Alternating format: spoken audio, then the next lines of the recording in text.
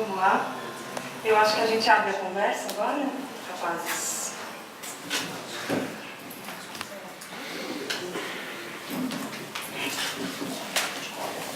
Não sei se vai chegar a falar. Obrigada, queria dizer que é muito bacana ouvir vocês três, as três perspectivas, as três experiências históricas, né? E queria fazer uma pergunta sobre Israel hoje e a herança de Rabin, né? Eu acho que é muito relevante isso que vocês estão falando do perigo do você romper a continuidade de uma possibilidade histórica a partir, nesse sentido, né, do assassinato de um símbolo, e eu concordo totalmente com o Michel, né, dessa continuidade da quase a anuência que a sociedade israelense acabou dando ao Baruch Goldstein no evento 2 anos antes. Mas eu queria perguntar para vocês assim, a gente que acompanha, né, a política internacional, mesmo a política em Israel de longe, sem tantos detalhes, às vezes fica com uma leitura de que parece que a força desses herdeiros da mensagem do Rabin e do que ele representava estão muito frágeis, quase tímidos no cenário político geral, né? Eu queria ouvir isso de vocês. A gente tem realmente representantes que são representantes que poderiam ter esse papel de resgate desse caminho, de articulação em nome de retomar, né? Assim, da gente poder pensar nesse caminho do acordo, da aproximação, do trazer e levar, né? Os nossos feridos e os outros feridos e essa sociedade toda junta, a partir de uma perspectiva de vitória política, né? Capitaneada por herdeiros dessa ideia. Vocês veem isso?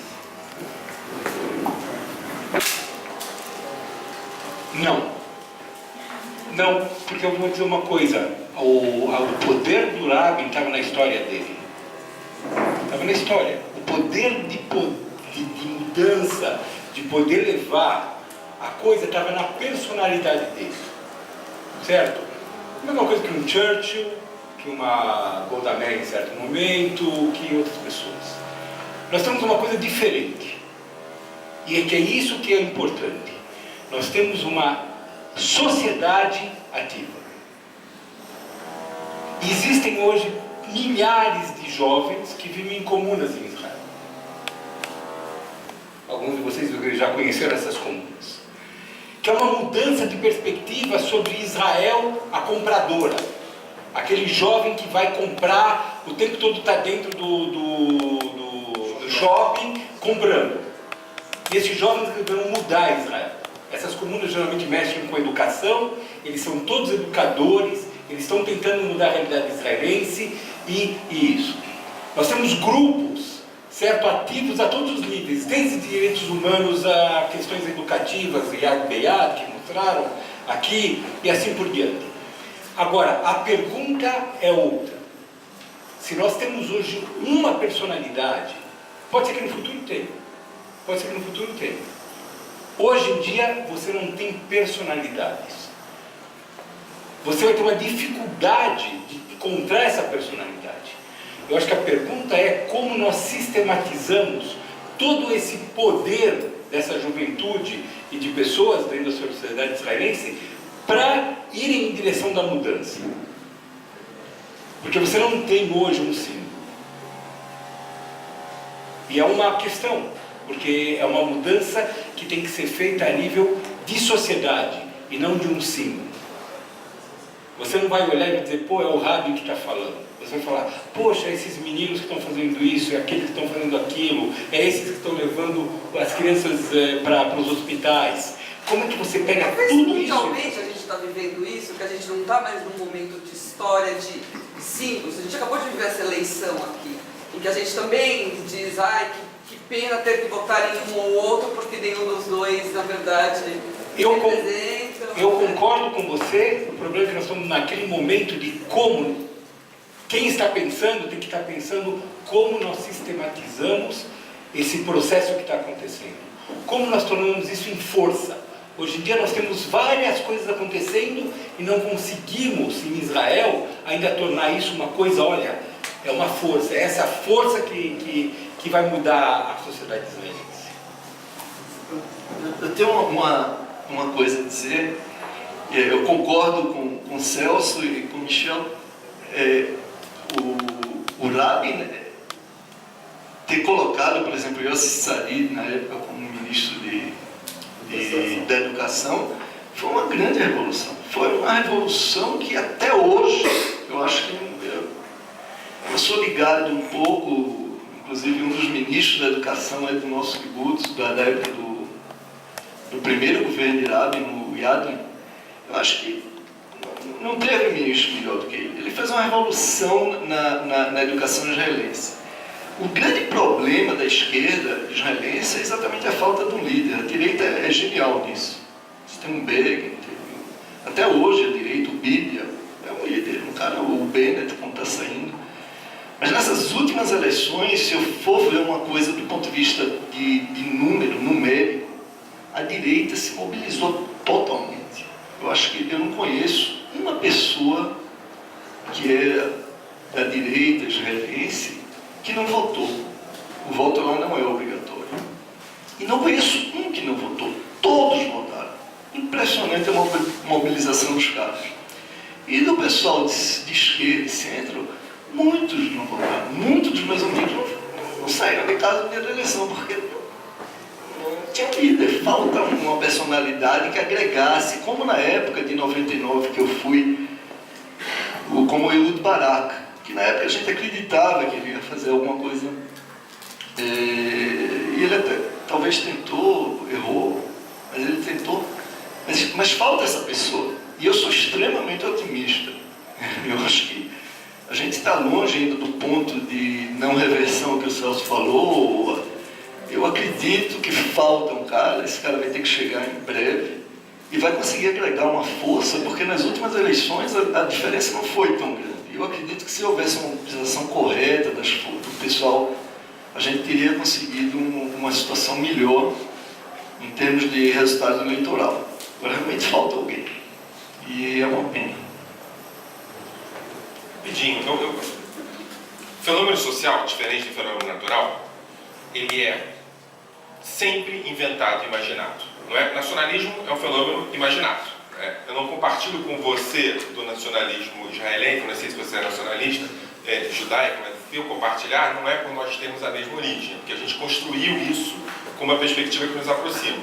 A gente pode desconstruir isso, e pode dizer, não, nós somos diferentes porque a gente não acredita no mesmo futuro do povo judeu, sei lá o quê.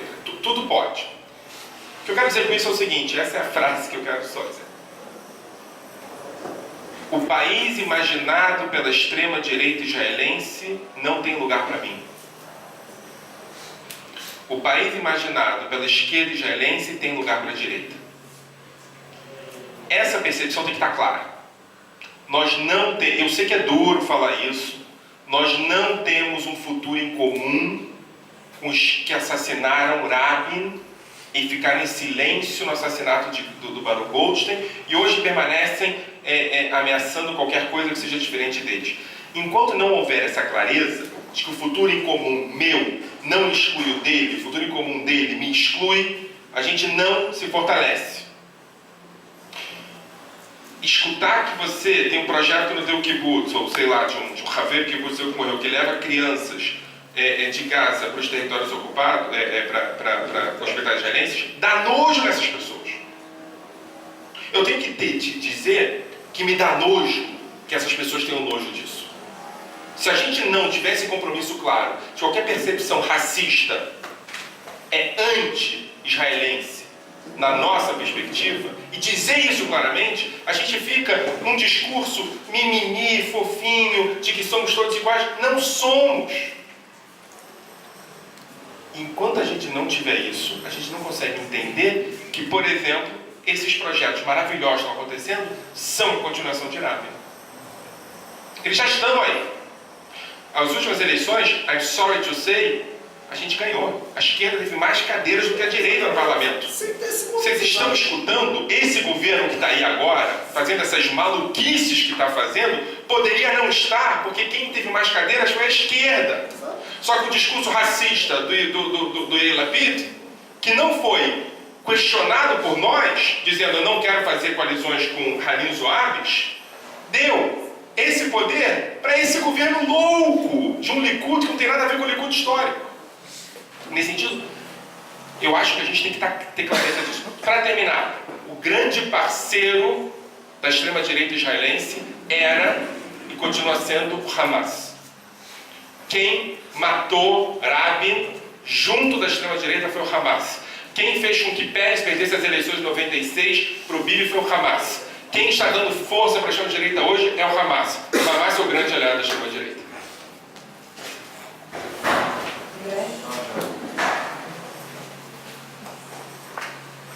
Tem mais, gente? Ele queria fazer Deixa ela falar disso. Eu estou há muitos anos que fui para Israel, em 75, e sendo criada na família judaica, e que sempre se dizia, né? Meu pai, se a gente falava mal de um judeu, Deus me livre, né? Todo mundo era gente boa. Então assusta um pouquinho isso que vocês estão falando, né? Dessa extrema direita em Israel, que a gente acaba até dizendo, puxa, mas os árabes que têm a Guerra Santa, que são esses malucos que saem matando aí em nome da religião. O quanto é forte isso hoje em Israel? Isso que eu queria saber, porque eu, de longe, é esse radicalismo também que mata em termos de religião, que justifica, que é uma coisa que não existia na minha ética judaica, né? A gente não foi criado assim, né? Foi criado num outro sentido de justiça, né? Então, quando a gente vê de longe isso acontecendo, o quanto é forte isso em Israel? Eu vou dizer uma coisa que quando você falou, eu me lembrei, todos nós somos bons, que minha avó contava que logo depois da guerra tinham chegado alguns judeus que participaram do Judenrat, do Bom Retiro. O Judenrat todo mundo sabe que era. Eram judeus que trabalhavam de alguma forma para os nazistas. Eu não estou falando dos que trabalhavam como escravos. Colaboradores. E eles eram conhecidos nas ruas e apanhavam. Não chegaram a matar, porque nessa época eu acho que não matar era uma coisa muito radical, certo? Mas esses judeus apanhavam. Mataram o cara da Hungria lá. Ah, sim, mas não aqui no Brasil. Não aqui no Brasil, estou falando no Bom Retiro. O que eu quero dizer para você, nós nem todos somos gente boa, como nem todo mundo na Hamas, ou que acredita na Hamas, é assassino. Eu tive uma experiência, eu era diretor de uma instituição que chama Givat Haviv. E eu era responsável pelo Departamento de Estudos Árabes. E muitos anos nós tivemos contatos nos territórios ocupados antes de tudo isso acontecer. E nós temos a oportunidade de, em algum momento, quando a Hamas ainda dava para se falar com ela, de conversar com eles.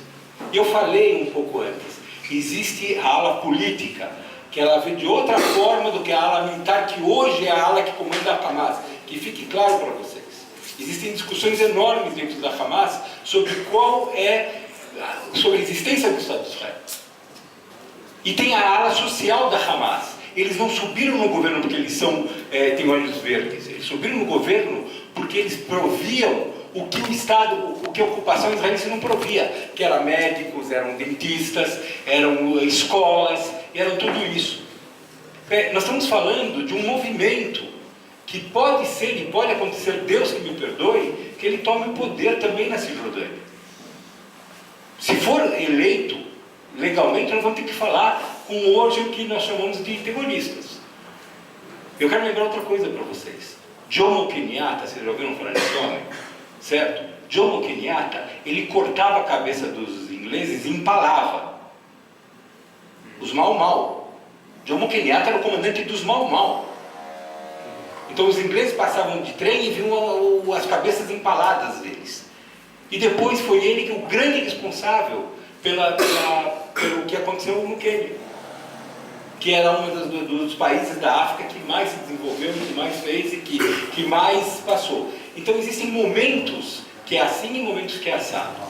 Agora, em relação à tua pergunta, sim, existem judeus que eu não gostaria de estar na mesma sala, na mesma classe que eles. Sim, existem. Eu não gostaria. Convivo, permito que eles falem o que eles queiram, até o momento que sou ameaçado por eles. Essa é a grande pergunta. E naturalmente no momento que eles se utilizam de força. Certo? A minha visão, depois de muitos anos em Israel, depois de 2 guerras, tudo isso, é que violência não leva a nada. Essa é a minha visão. Quem se usa de violência, ele só leva a mais violência. Eu acho assim, a extrema-direita israelense, ela investiu muito em educação, a partir da perspectiva dela, né? E ela criou, eu moro em Jerusalém, instituições inteiras cuja referência do racismo é hegemônica, cuja referência do ódio é hegemônica, cuja referência... Da mesma maneira que eu falei que o assassinato que Goldstein fez matou Rabin, eu também digo que o assassinato, o racismo que esses caras têm contra os árabes também é um racismo que vai chegar a ser contra o esquerdista em 2 minutos. A extrema-direita israelense sempre existiu, racista, preconceituosa, ela está mais forte do que nunca porque ela investiu em educação dela, os modelos dela, os valores dela. A esquerda israelense, o humanismo sionista também está forte. O que está mais forte do que a extrema-direita e a esquerda é quem está no meio se silenciando, ficando em silêncio. Em vez da gente olhar para quem está desse lado ou desse lado, a nossa função e a nossa tarefa histórica é olhar para o meio. Enquanto essas pessoas não entenderem que nós temos que ganhar esse centrão que não foi votar, que fica em silêncio, que acha que isso tudo não... E não estou falando só de Israel não, tá? Não estou falando só de Israel não. Aqui no Brasil, por exemplo, não estou falando também só das eleições não, que Deus me livre e guarde o que aconteceu aqui durante as eleições, tá?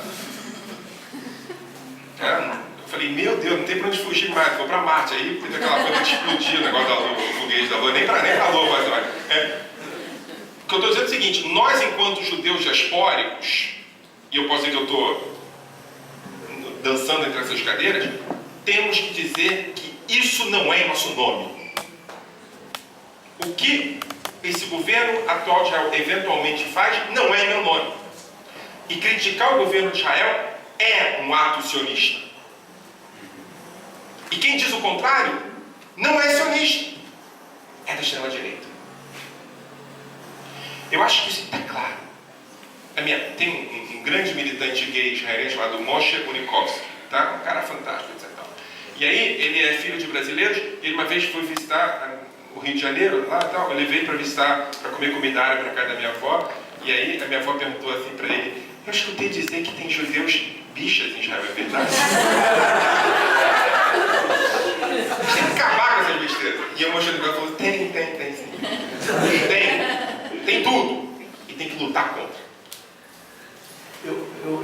Eu preciso deixar aqui uma coisa assim, o clima ficou meio pesado. E eu, segunda-feira de tarde, estou saindo de volta para casa, que é um lugar maravilhoso. Eu adoro o Brasil, mas eu vivo tão bem lá, que às vezes eu me sinto mal em dizer isso. Eu vivo muito bem lá. E tem outro número da Tzavá, fora o meu, que agora eu não me recordo, vou dizer, não importa, mas é da minha filha. Minha filha, quarta-feira, termina o exército. E ela passou por 2 guerras. Ela começou o exército, na outra semana começou a guerra que a gente chama de Mudanana, 2 anos atrás. A gente riu porque disse que Gantz, o comandante do Estado-Maior, estava esperando ela entrar no exército para começar a guerra, porque com ela ia dar tudo certo. E essa segunda guerra terminou e ela agora está saindo. Então é uma festa muito grande. Ela vai estar aqui o mês que vem, visitar os avós, e depois ela volta para o kibbutz para trabalhar e receber a Petzashnat que está chegando ano que vem. E o meu outro filho terminou o Yud-Bet, que é o científico, e ele está numa comuna, em Arad, cuidando, ele com mais 6 jovens, ele mais 5 jovens, são 6 jovens, moram numa comuna, cuidam de uma casa são 36 crianças tiradas de famílias, outra vez, nem todos os judeus são, tiradas de famílias por problema de drogas e violências, que vivem numa casa, com uma família, com os pais que cuidam, recebem do Ministério de rádio social, de assistência social, e ele faz esse trabalho. Ele postou hoje no Facebook uma coisa que me deixou emocionado, que ele está na melhor época da vida dele, que ele se sente bem em tudo. Em agosto vou ter que aprender outro número do Exército, infelizmente, que a gente pensou que não ia precisar, mas pelo jeito a gente vai precisar. Mas eu sou extremamente positivo, otimista. Eu acho que a gente tem um lugar muito, muito, muito querido lá. Eu também, tá? As opções, não. Não estou brincando, é isso que eu estou dizendo. Não, eu vivo viajando o tempo inteiro.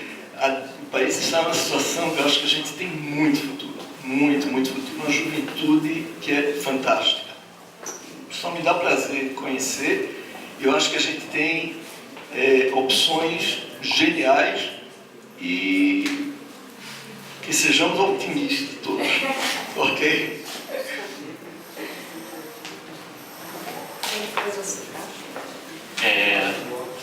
Voltando um pouco para o Rabin e principalmente o pós-Rabin, uma coisa que me deixa muito incomodado com esse processo todo é que nas manifestações, na Kikar-Tzion, em tudo que precedeu o assassinato, 2 líderes da direita se despontaram como grandes opositores públicos do Rabin e num tom nem um pouco moderado, que foi o Ariel Sharon e o Bibi. E anos depois do assassinato do Rabin, os dois, cada um de sua maneira, tomaram posturas que, bom, em 2005 Ariel Sharon fez a retirada unilateral de Israel de Gaza, de forma bem traumática para a sociedade, né, expulsão de milhares de judeus de Gaza e tal, e o Bibi, em 2009, na própria Universidade de Bar-Ilan, que foi de onde saiu o Yigal Amir, discursou a favor, pelo menos verbalmente, de um Estado palestino.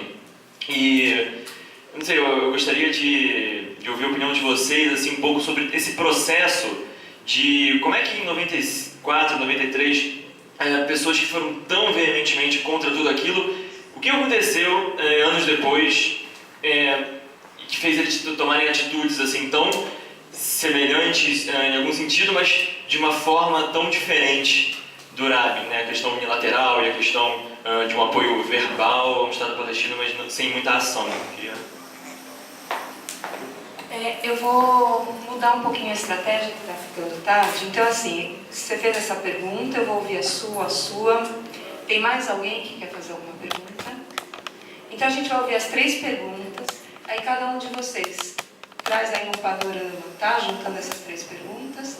E aí, a gente vai para as considerações finais, se tiver. Pode ser, Rafa.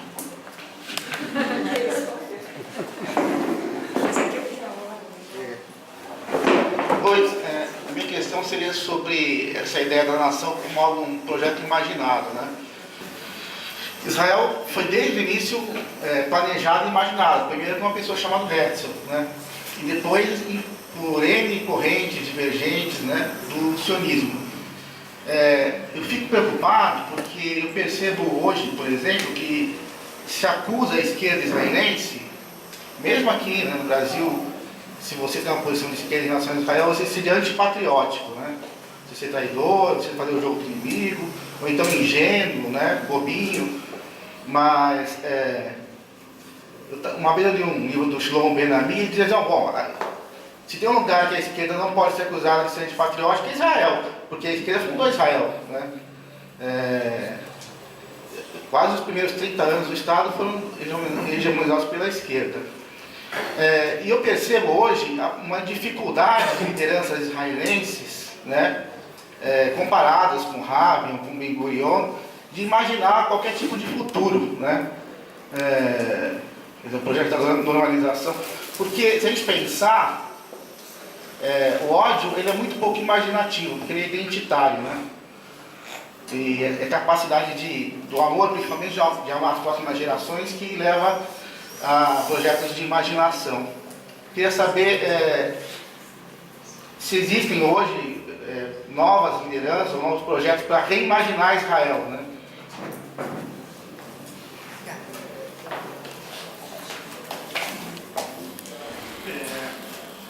A minha pergunta vai um pouco na linha da da questão de surgir um líder, surgir algum movimento que possa construir os futuros caminhos sobre o projeto de Erabi e no projeto de Israel. Minha pergunta é como que está a juventude judaica, principalmente a questão do movimento feminista, na diáspora, a questão de em Israel, porque principalmente pensando que em 2011, não foi só Israel, no mundo todo, a gente teve uma movimentação da juventude, principalmente por questões internas de Israel, e pelo menos aqui no Brasil eu não vejo isso se canalizar em um grupo organizado, um partido político, algo que realmente seja construído um projeto novo, algo que seja contestado. Então, só concluindo, eu queria saber como vocês veem a juventude judaica. Deixa eu fazer só acrescentar. Nos falou do outro lado. É isso que eu falo. Os árabes. Aí eu pergunto, a gente está olhando para o umbigo da gente, tem com quem falar, está paralisado todo esse processo, essa paralisia é uma falácia politicamente para sempre continuar no poder do lado do Bibi ou não? O que é que acontece? Porque eu acho que o umbigo da gente é uma parte da história, mas o outro lado é uma vizinhança bem complicada. Eu ia completar com isso também, porque o título é Complexidade das Sociedades, né? Israelense e Se palestina. vocês pudessem falar também um pouco da figura do Abbas, porque ele é muito contraditório também. Só isso. Então agora um panorama cada um. Só, né? Mas 4 minutos. Bom, eu não é verdade, eu falei sobre a Hamas. Se você não sei, eu falei sobre a Hamas. A ideia que a Hamas é uma coisa só é um erro fatal. Significa que a Hamas pode mudar no futuro dependendo qual o grupo que está no poder dentro da Hamas. Tá? Mas eu quero dizer uma coisa para vocês. Felizmente, eu tenho muitos amigos que moram, o Michel também, moram nos territórios ocupados. O que nós temos em Israel acontece também nos territórios ocupados. Existe um problema claro, né, eu vou chamar dessa forma que não é, tá? O jovem ou o pacifista palestino, hoje ele está tão acuado como nós da esquerda tivemos um tempo atrás. A guerra em Gaza acuou mais ainda esses jovens. Se alguém fala em paz hoje, depois da destruição que foi feita em Gaza, dentro de Gaza, ele está com um problema. Apesar disso, existem sim movimentos palestinos que trabalham em direção a... Primeira coisa, eles têm um problema. Não esqueça uma coisa, nós estamos divididos, mas dentro de um Estado. Os palestinos estão divididos em 2 estados. Eles têm a área de Gaza e têm a Cisjordânia. A principal, hoje, dedicação dos palestinos é como vão unir esse lado. Eles já compreenderam que a sociedade palestina não tem condições de se formar, de criar, vamos dizer mesmo, de fazer um projeto de paz, enquanto esses 2 lados não conversarem. É um problema. Certo? Imagina, então você vai fazer paz com Abbas? O que adianta você fazer paz com Abbas se você não fala com a Hamas? E você acha que a Hamas não está na Cisjordânia? Tá! Quem mantém a Hamas quieta na Cisjordânia não é Israel. São as forças palestinas do Abbas. Do Abbas, não do Hamas. Do Abbas. Ok? Então, nós temos que saber que toda essa complexidade é muito grande. Sendo que o mundo árabe, certo? A não ser a Tunísia, que teve algo muito especial na última semana, essa semana, que depois da Primavera Árabe foi o primeiro país que escolheu democraticamente um movimento secular para governar a Tunísia. Todo o resto está com problemas seríssimos. A religiosidade no mundo árabe está ultra complexa. O pior inimigo da ISIS não é Israel. Provavelmente é o Irã. Certo? São xiitas. Ok? E assim por diante. Então nós temos um momento complicado dentro do mundo árabe. Hoje em dia, enquanto os palestinos não resolverem a contenda interna deles, através de um processo de paz interno, que nós não estamos longe disso. Nós também vamos precisar passar um processo de paz interno, certo? Em certo momento, ou se houver uma mudança de governo, não sei. Mas nesse momento é essa. Mas eles estão muito mais radicalizados. Eu quero lembrar para vocês que simplesmente, praticamente todo membro da Fatah foi assassinado quando a Hamas subiu no poder. Praticamente. Foi assassinado quando o Hamas entrou no poder. Então eles têm que fechar um gap entre eles muito grande. Enquanto esse gap estiver fechado, o Abbas não tem forças para fazer nada. Ele tem que ficar em cima de um negócio balançando, um pouco para cá ou para lá. Então um dia ele fala mal de Israel, outro dia ele fala mal da Hamas, outro dia ele fala mal... E essa é a situação, no meu ver. Em Israel, então, não tem interlocutor. Enquanto isso... Eu não acredito nisso. Eu não acredito nisso, porque é o seguinte, se você parar de conversar, você vai aumentar a distância, e essa distância vai ser mais difícil para fechar no futuro. Agora, eu quero lembrar para vocês, gente, o que está acontecendo em Jerusalém hoje, certo? Entre nós, a ocupação criou um problema. A vida em Jerusalém está se tornando um inferno. Você vai tomar o teu ônibus e passam para cima de você um carro. Não é mais uma bomba, você não precisa preparar uma bomba. Você pega teu carro e atropela 7 pessoas e matar 2 ou 3, certo? E depois tem uma ordem da polícia de não prender, de matar. A polícia tem ordem, o terrorista fez um ato, vocês pegaram, mata. Ok? Isso naturalmente torna isso um ping-pong da morte. O ping-pong da morte, no final, não termina bem. Você tem mais alguma coisa para as perguntas em geral? Não, eu acho que nós falamos em geral. Eu acho que existe uma juventude israelense. Você já teve no Shnat? Não. Você vai estar no Shnat? Tá. Vocês vão encontrar uma juventude israelense. Olha, vocês não vão imaginar, não dá para imaginar, porque eles se dedicam totalmente, você sabe, o cara acorda de manhã, vai para uma escola, vai cuidar de crianças com dificuldades, vai fazer atividades da Tumuá, não sei o quê, dorme na comuna, comem mal pacas, tá? Às vezes não tem dinheiro, eles... sujo é normal. Mas às vezes eu vou contar uma coisa do meu filho. Meu filho nunca sempre falou isso para mim. Tinha uma barraca de falafel do lado da comuna deles. E ficava no final do dia a salada, antes de fechar a barraca, ficava no final do dia a salada e os pedacinhos de pão pita fritos. Eles chegavam lá, o pessoal da comuna, quando eles não tinham comidas feitas e não pediam para os pais também, né?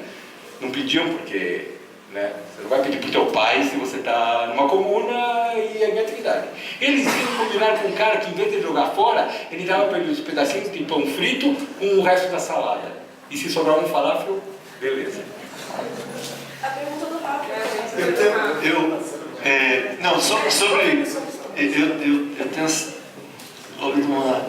Eu não tenho explicação política, não sou cientista política, mas eu acho muito interessante quando os líderes de direita sobem ao poder em Israel, principalmente, eu não sei traduzir a palavra, eles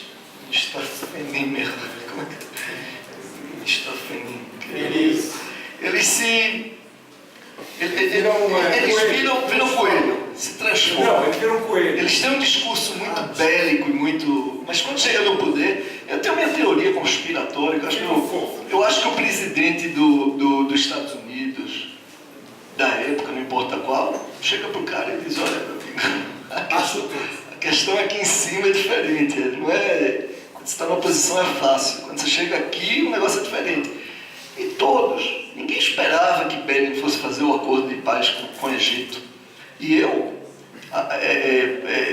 uma das coisas que mais se fala no Oriente Médio é que um papel não vale nada. Por enquanto, desde que eu vivo lá, a coisa que mais vale é o papel.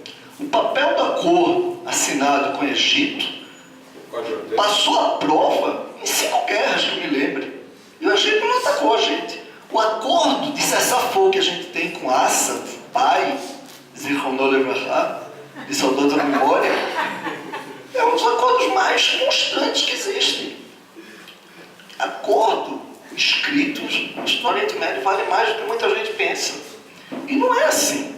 Então, Begin fez o que fez, que que foi o primeiro que ninguém esperava, depois Arik Sharon fez o que fez, e o próprio Bibi também. O Bibi deu uma virada de pele pelo que ele falava antes da oposição. Eu não sei explicar, do ponto de vista político, mas é um fato.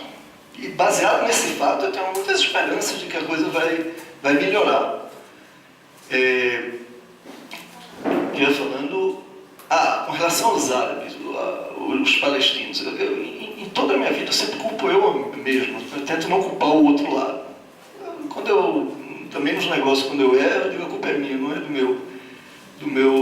meu lado. Então acho que a gente tem que vir da nossa parte. Existe uma conversação imensa entre palestinos e israelenses, não do ponto formal que a gente espera que tenha, mas no dia a dia existem movimentos que falam toda hora e todo dia. Eu tentei acompanhar, eu falo muito, faço pouco, mas o Rav Froman, falecido, Roman Bachar, faleceu no ano passado, ele começava com Ahmed Yassin diretamente, tomava café junto, Ahmed Yassin, o fundador do Hamas. E ele tinha uma posição muito interessante, ele dizia que só através da religião vai chegar a paz. Religioso com religioso, conversando, vão encontrar o caminho da paz. Porque eles são muito parecidos. E eles são muito parecidos. Mas ele dizia, e era um caso especial, eu proponho que quem se interesse pelo assunto tente entrar e ver. Ele faleceu no ano passado, a mulher dele é viva, ele vive em Tecoa, no território ocupado. Mas era um cara fantástico e tem uma conversação de religiosos, como o Michel falou, que não é aquela religião, não são os religiosos que a gente pensa que é de extrema direita e todo. Existe um movimento fantástico entre palestinos e israelenses de conversações, que na hora que vai ser formal, porque o que aconteceu com o Rabin fez um negócio que a gente chama em Israel de bichucho, ele entrou no poder, um dia apareceu Oslo, ninguém sabia de onde veio esse negócio, pelo menos eu não sabia, talvez Celso, que estava mais envolvido, sabia, mas era um negócio que tinha conversações há muito tempo atrás, que começou há muitos anos, o pessoal se encontrava na Europa, faziam as reuniões dele e de repente o negócio, quando virou formal, a maioria da coisa já estava preparada. Então eu acho que daí vai sair a solução da parte formal, mas na parte informal existe uma conversação muito grande que eu acho que ela vai prevalecer na hora quando o Paulo tiver que cantar. Bom, primeiro parabéns pelas perguntas, né? Todas muito pertinentes e excelentes. Começar com Gaza e o discurso de Jerusalém, que o Rafa perguntou. Queria fazer uma diferença aqui entre o que aconteceu em Gaza e o que aconteceu no discurso de Jerusalém, né? Bibi, que é uma figura interessante. Só acho que não estão gravando, não é isso?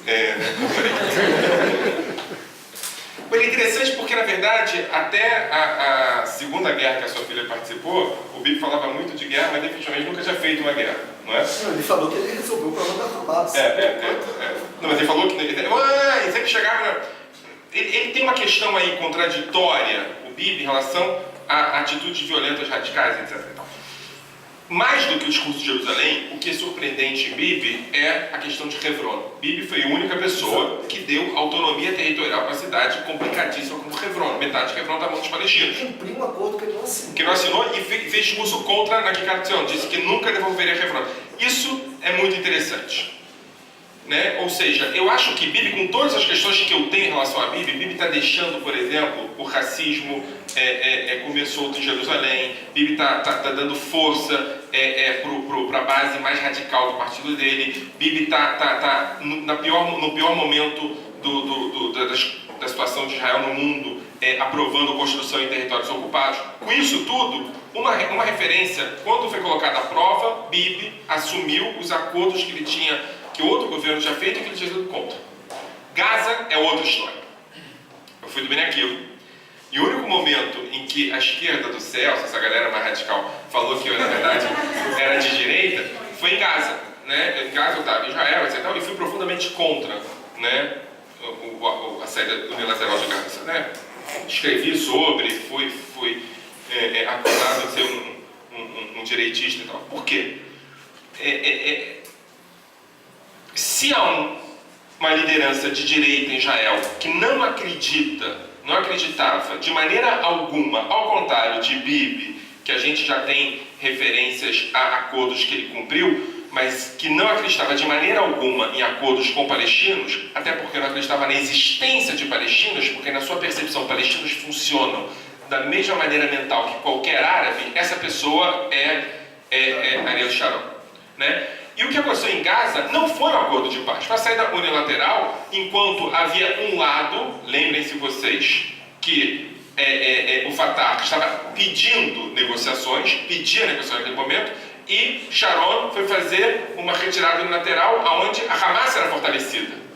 Não é? Nesse sentido, o que Sharon quis fazer, e não tenho dúvida que ele quis fazer isso, tem um filme fantástico que o Dov Weisglass fala sobre isso. Sharon quis dizer o seguinte: não há como fazer acordos com os palestinos. Se você quiser resolver os palestinos, deixem eles se virar sozinhos, nos retiramos e jogamos bomba em cima. Ou seja, Gaza abriu um fortalecimento maior do Hamas, impossibilitou o acordo, criou um trauma absurdo para a sociedade israelense e disse claramente: quando se quiser melhorar os palestinos, se retire, não faça acordos. Então eu acho que, na verdade, Sharon foi coerente com a sua história, né? Bibi não.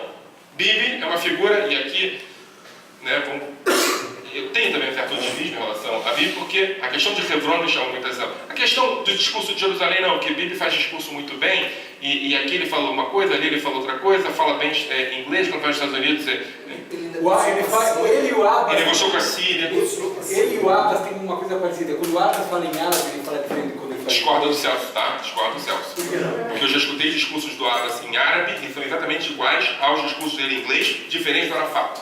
E sobre isso eu queria falar sobre o Abbas daqui a pouco, mas não agora. Abbas é diferente do Arafat. É profundamente diferente do Arafat porque Abbas pensa estratégico. Condenou recentemente. Condenou várias... Enfim, eu vou chegar em Abbas, tá? Mas eu queria dizer isso. Acho que Sharon, ele foi coerente com a sua história, e nós, da esquerda, com exceção a grupos dentro do Meretz. E aqui eu quero falar uma coisa importante. O Partido Trabalhista não se recuperou, na minha avaliação até hoje, do assassinato de Rabin. E não consegue pensar em estratégia. Ele pensa tática. Ele pensa em como chegar ao poder. Não pensa em como modificar as perspectivas de poder quando chega lá, né? Yossi Beilin e aquela que morreu, a radialista do Meretz, famosa, Sholomei Aloni, foram na televisão, meteu o pau na saída de Gaza. O Partido Trabalhista entrou na armadilha. É uma pena. O Partido Trabalhista tinha que ser a nossa referência.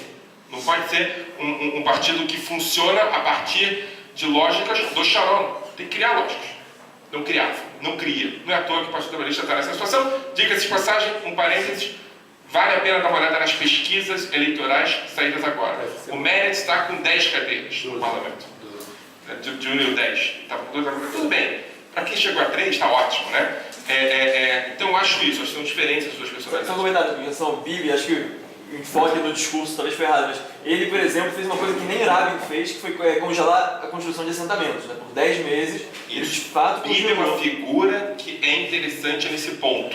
Ele pode fazer, na minha opinião, Bibi funciona mais com medo do que como estadista. Depende de quem aperta, ele vai. E não é à toa, por exemplo, que a situação do Obama está tão ruim no cenário interno norte-americano, porque não é só nos Estados Unidos, não é só em Israel e no Brasil que nós temos problemas de liderança. Não tenha dúvida alguma que com esse primeiro-ministro, uma apertada boa dos Estados Unidos, a coisa é para o outro lado. Não houve essa apertada boa. Bibi funciona a partir dessa lógica, e não Sharon não. Sharon funciona a partir de uma lógica muito específica, muito próxima da lógica de Bush, dos republicanos, de uma lógica meio de Bernard Lewis, orientalista, não tem com quem falar do outro lado, é só na porrada que eles entendem. Sharon é coerente. Bibi funciona a partir do vento. Isso me dá mais otimismo do que pessimismo. Sim. Está muito dentro do que você falou. Quando você estava da Vodaka, está sem estrutura para o projeto. Ele acabou de ter agora, a gente teve em São Paulo, a palestra do Hillick, Eu levei o Hillick para conversar com gente da esquerda brasileira, foi muito interessante. Sim, e ele, por exemplo, falou contra a ONU aprovar uma resolução a favor do Estado palestino, considerando o Estado palestino como legítimo, coisa que o Abbas tem construído de uma maneira muito interessante, um diálogo com vários países. Ele foi contra porque ele falou que isso é bilateral. Unilateral. Isso, desculpa. Unilateral. Isso não essa apertada no centro talvez uma coisa boa, para incentivar o PIB a... Então, eu vou falar sobre isso no ponto 3, tá? O ponto 2, que é o seu ponto sobre ódio da esquerda, etc e tal, né? Eu acho o seguinte, e aqui a gente tem benefício em relação à direita, né? Tem um teórico palestino chamado Khalid Rashid, que ele criou o conceito de... Eu achei fantástico esse conceito, tem que ser um cara muito imaginativo para conseguir isso. Ele falou assim, a diferença entre os palestinos e os israelenses é o fuso horário. Ele diz que tem um fuso horário diferente na lógica palestina, não é? É um fuso horário mais longo, que funciona devagar, etc. Então, o grande erro da direita é que ela acredita que o tempo está em nosso benefício. É claro que não. O tempo está em benefício dos árabes, não tenha dúvida nenhuma. Quanto mais tempo você demora para resolver a questão palestina, a questão da ocupação, a questão de Jerusalém, mais se fortalecem grupos extremistas, mais se fortalece a perspectiva que nunca vão sair de lá. Ou seja, quem tem interesse em resolver essa questão, principalmente para manter o Estado judeu, de maioria judaica e democrático, é Israel, e não os árabes. Nisso a direita perde, e eu acho que é importante nós sabermos, esse ponto a direita perde e nós ganhamos. Né? Esse é o primeiro ponto.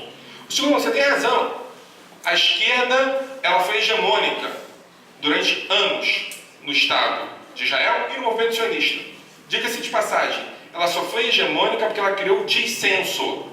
Eu tenho muito medo de consenso. Consenso me cheira mal. Quando a esquerda resolveu dizer isso sim, aquilo não, né? Tem um liderança sionista que eu tenho um certo fascínio chamado Menachem Ushinsky. Menachem Ushinsky foi o grande líder do KKL, tá? Por que eu tenho fascínio? Porque ele era uma figura completamente enlouquecida. Então ele era a favor, ele era do Mapai, né, então, mas ele era a favor da não divisão de Israel na década de 20. Ele achou que tinha que manter a Jordânia com Israel, sendo do Mapai. Ele foi... Está voltando. Está voltando, mas ele era do Mapai. Ele desapareceu, historicamente, correto? Desapareceu. É nome de muita rua. O nome de muita rua, Menachem Ushinsky. Graças a Deus, só de rua, porque ninguém mais se lembra dele, né? Porque é isso, perdeu a referência. Esse momento é importante, ter dissenso e dizer, eu discordo de Ushinsky, eu discordo de Jabotinsky, eu acho isso errado. Não tem medo de dizer que eu acho errado, que eu discordo, voltando à sua pergunta. Até porque ter medo de dizer que acha errado fortalece o lado que finge que tudo é natural. Não é natural, é tudo construção. Você tem razão, o ódio é produto de uma percepção tática. A única coisa que pode ser estratégica é a paz. Com ódio não se constrói, com paz se constrói. Eu acho que o momento agora é de recuperar, e assim, a direita teve muita competência nisso. A direita nos impôs bandeiras que não eram nossas e nos tirou bandeiras que eram nossas. Então, por exemplo, e aqui no Brasil também aconteceu isso, tá? A coisa da bandeira vermelha, a coisa do não vínculo com Israel, a coisa do não vínculo com o judaísmo, não é? Quem disse que o judaísmo secular não é judaísmo? Quem está falando aqui é um não secular, você sabe, eu não sou secular. Mas eu acho absurdo isso, você construir a grande revolução sionista. A grande revolução sionista foi descobrir e reinventar o judaísmo. O judaísmo secular é judaísmo. E de repente eles dizem que os seculares não são judeus. Mas, Azeiro, do que você está falando? E é isso, essa é a lógica. Aqui em São Paulo essa lógica funciona muito. A lógica de que o judeu secular não é judeu e de que o judaísmo religioso está ensinando o judaísmo para a gente. Isso está funcionando aqui. Essa lógica é absurda. Nós temos que recuperar a bandeira de Israel e a lógica do judaísmo. O judaísmo é um problema meu e não do religioso ortodoxo. Terceiro ponto. Abbas. Eu vou ser absolutamente polêmico, tá? Se tem uma figura que me lembra Rabin, eu estou sendo polêmico de propósito, é Abbas. Abbas estava à esquerda de Arafat. Abbas foi o último a ser convencido de Oslo dentro do Fatah. Era mais radical do que Arafat, profundamente radical do que Arafat. Dizia que não havia com quem conversar do outro lado, Abbas. Tá? Quando Arafat cai, Abbas vira referência. E vira referência por isso, porque tem uma memória de radicalismo na figura de Abbas. Ok? Abbas muda. Vale a pena ver esse filme sobre Sharon, né? Abbas Logo em 2005, ele vai fazer um discurso. Dov Weisglas, que fala muito bem árabe, fala assim, qual é o discurso que você vai fazer? E aí, Abbas manda por fax, você se lembra que tinha fax? Fax. O discurso em inglês. Não, 2005 era fax. Não, em inglês. Aí, Dov Weisglas falou assim, eu quero ver em árabe. Ele manda em árabe. Ele fala assim, caramba, é a mesma coisa. E aí, o cara fala, o que o Abbas falou? O Abbas falou o seguinte, a intifada acabou. Não há mais sentido na intifada. Vamos começar uma nova era. Abbas falou isso. Agora, preste atenção, tem duas referências aqui. Abbas não é sionista. Não esperem que Abbas cante a Tikva. Não esperem. Segunda referência. Abbas é líder de um povo sob ocupação. Estar sob ocupação não é mais do que ter os seus destinos bancados por uma autoridade militar. Os seus passos cotidianos têm a ver com a liderança de outra pessoa. Imaginem vocês que passam para a FAAP e moram no Bom Retiro. A pergunta é, se vocês podem sair do Bom Retiro e ir para a FAAP, quem vai decidir isso é o comandante militar do Bom Retiro. Que às vezes é um sargento. Que às vezes é um sargento. E eventualmente é racista.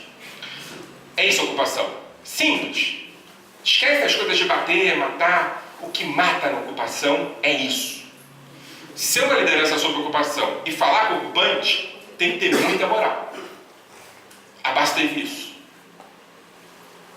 Agora, vamos lá ver o que aconteceu do outro lado, ok? Eu tive o prazer de estar no aniversário de 50 anos da Frente Popular de Libertação da Palestina. Não contem para minha mãe, mas enfim, eu estava em Ramallah, descobri que tinha isso, fui assistir, e o discurso lá, estou falando de 2008, 2009, o discurso lá era Frente Popular da Palestina, a esquerda do Hamas, acho que a esquerda do Fatah, era a esquerda do Fatah.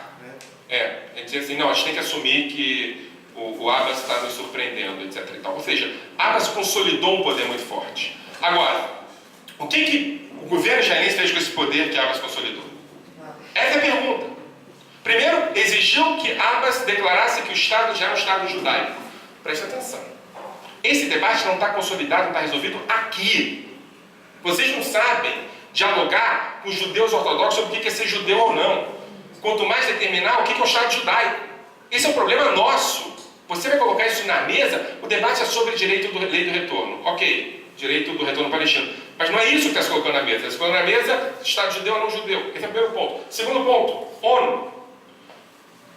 Abu Mazen declarou na ONU, e aqui foi unilateral, e é por isso que eu discordo da postura do Partido Trabalhista hoje, que havia um Estado palestino a ser reconhecido nas fronteiras de 67. Gente, quem aqui faz matemática, física, lógica?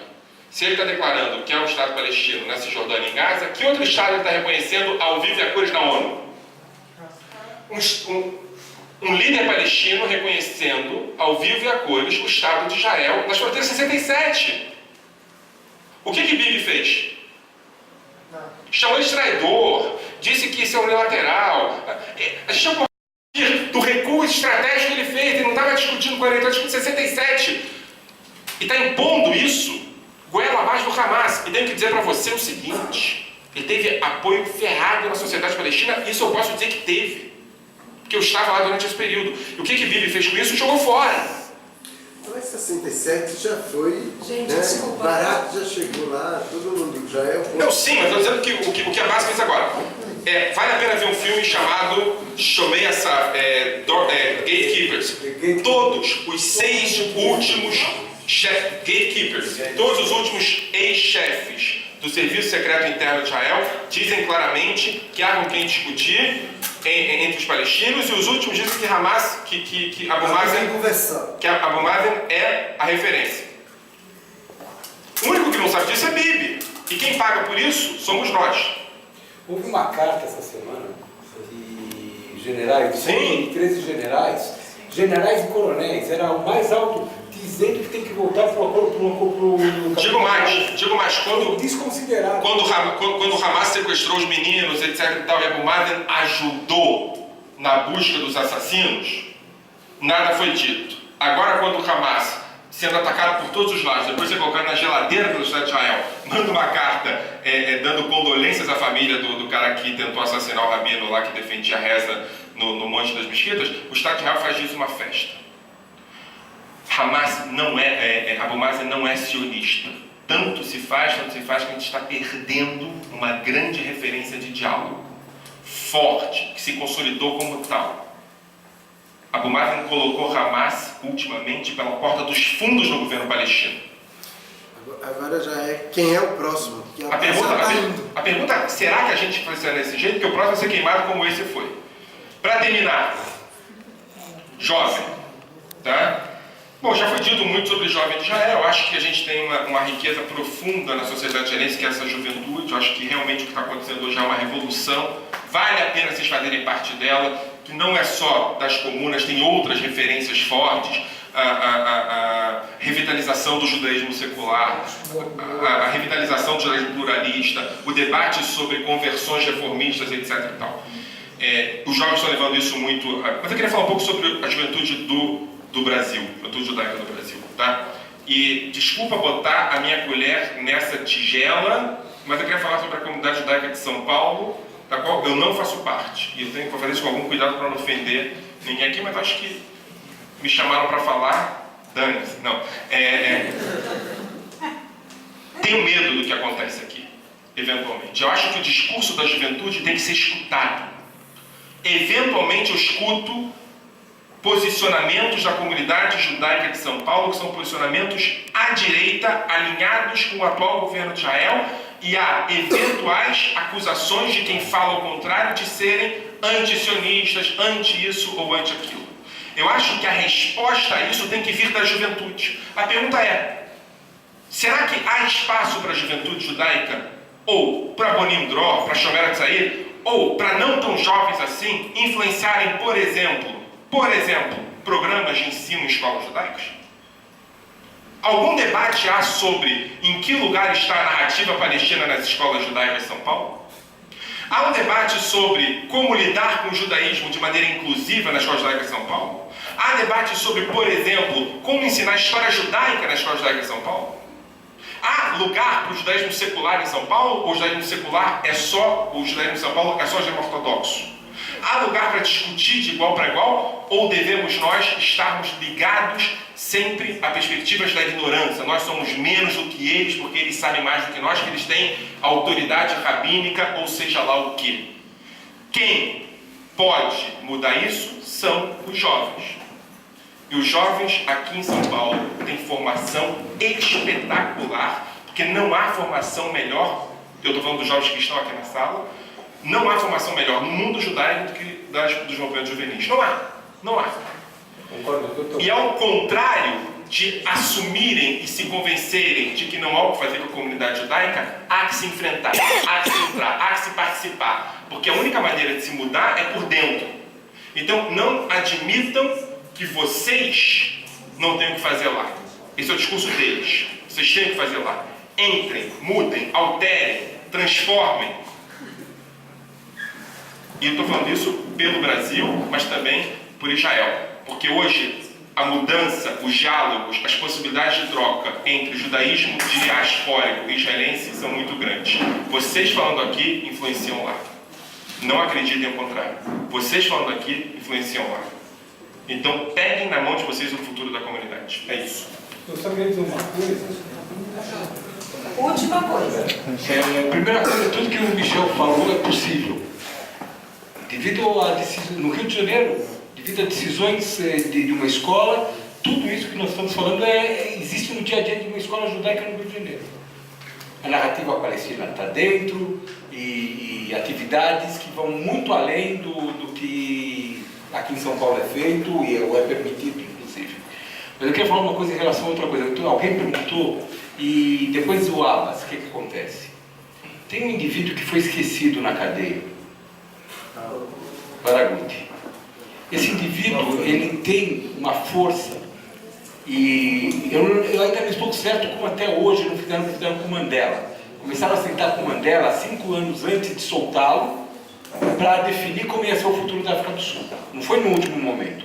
5 anos houve reuniões com Mandela e tudo isso. Eu espero que o governo israelense esteja fazendo a mesma coisa. Não acredito, porque eu não acredito que eles são tão inteligentes assim.